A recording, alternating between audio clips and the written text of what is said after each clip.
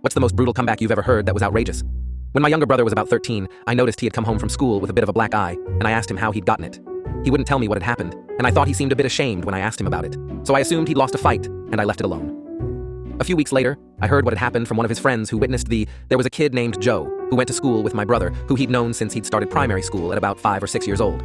Now, Joe was a bit of a jerk. His father had died at a young age. I suspect this was why Joe was always quick to fly off the handle and had a hard time. He had a reputation for winding people up and generally being a pain in the ass when my mom was friends with his mom, and I knew that Joe was usually a good kid at home, but acted out because he lacked support.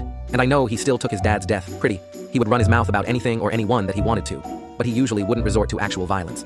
A few days before the incident, our father had just gotten a bonus from work and bought himself a sleek new sports car, which has a bit of a feminine look to it.